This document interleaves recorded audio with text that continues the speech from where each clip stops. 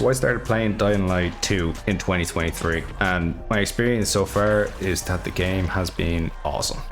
Now, I never played the first game, and I didn't play Dying Light 2 on release, so my opinion is gonna be heavily biased.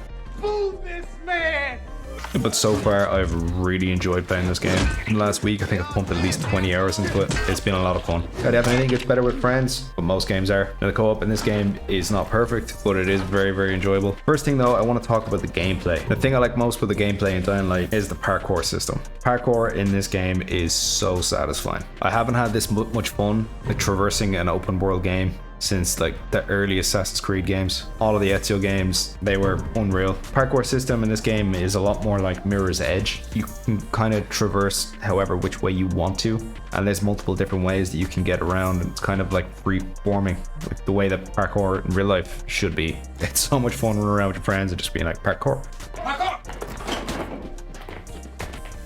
My second favorite thing about the gameplay is just wailing on zombies. Like most zombie games, it's just satisfying beating up the undead. I feel like the whole zombie genre is based on that kind of pleasure people get out of just beating the crap out of zombies with no remorse. I mean, like, yeah, they used to be people, but like, they're trying to kill you, so like, you know, it's a victimless crime. If you like smashing the shit out of zombies, you should like this video and subscribe to the channel, because I like smashing the shit out of zombies. And did we just become best friends? Yep! Now, as you progress through the game, you do slowly, and I stress slowly, unlock more abilities for both your fighting and your parkour.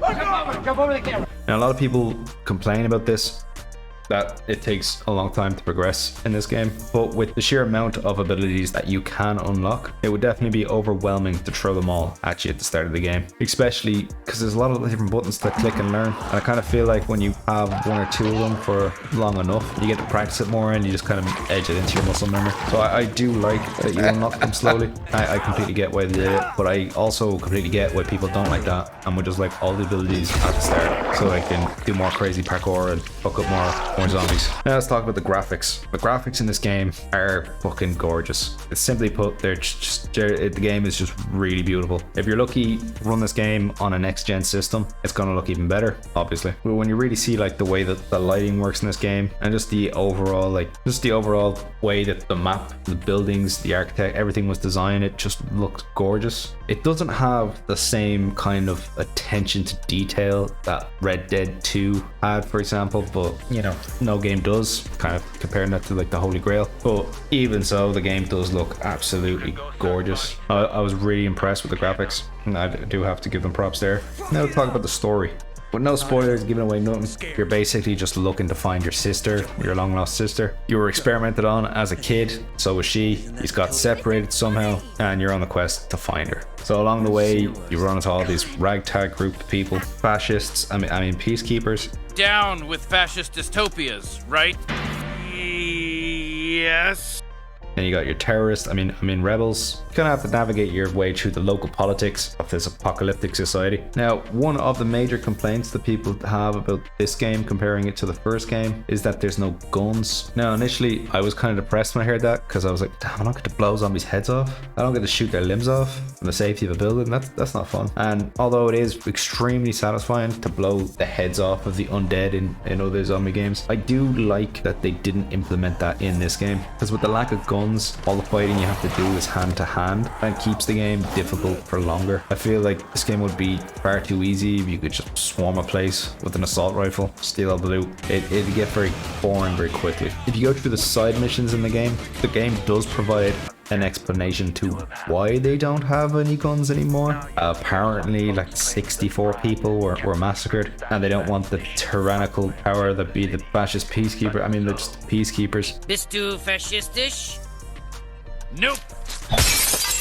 They don't want them having guns, just in case if they unload them on people. They don't really seem to compare those 64 people that died because of the guns. They don't really compare that to all the people that died because people don't have guns in a zombie apocalypse. Yeah, like that don't make sense. But sure, look, they explain it. No guns. Guns are bad, okay? During the story in the game, they do force you to make a load of decisions that, from what I've gathered so far, don't really matter too much. It is kind of funny though, some of the decisions, the more important ones, they put a timer on it that pressures you into making a decision. Usually games like this, at the end of them, your choices slightly change the outcome at the end. I haven't completed it yet, so I can't really tell, and I'd be spoiling anyway if I did, so it's probably better. Now, because we're speaking about the story of the game, I think it's a good time to segue into the co-op aspect. The way the co-op system works in this game is that someone hosts it and you play through their story, which kind of sucks because any missions or side missions you do in their story, when you come back to your own world, you have to do them again. The good thing is everything else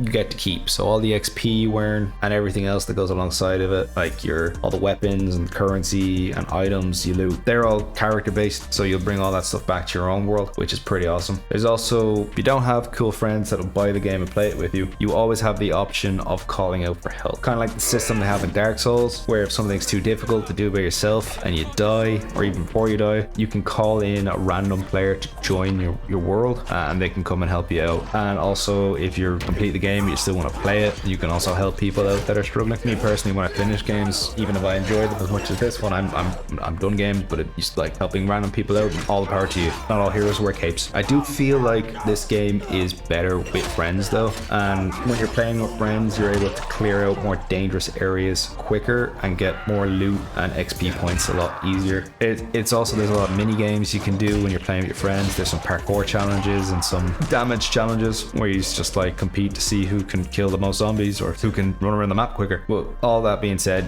this game is a lot of fun when you play with your friends, and if you don't have any friends, I am sorry for you, but you can call in some strangers and you can make some friends. All in all, I will have to say I really do enjoy this game, and I would definitely recommend it to anyone if you can pick it up on sale. Do I think it's worth full price? Maybe. Depends on what you're looking for and how much money you have, obviously. Me personally, I never like picking up a game when it's full price, because any gamer knows that you just wait long enough, most games go on sale. And with the sheer amount of games out there, you know, I'm sure there's things to get through while you wait for the newest zombie game like Dead Island to go on sale. Overall, I'm going to give the gameplay in this an 8.5 out of 10. Graphics, I'm going to put that in the same. Story, I'm probably going to give it about a 7 out of 10. Story progression doesn't go through with multiplayer. And yeah, I'll be generous. I'll give the multiplayer a 9 out of 10, just because it's fun playing with friends, and the fact that you can do it in a game that's clearly built to be like a single player game. Probably give it a 10 if the story progression carried over, but you know, we can't have everything we want. If you've experienced any bugs while playing this game, whether it's at launch or since, just please let me know in the comments, because I'm actually kind of interested to see what bugs people were experiencing.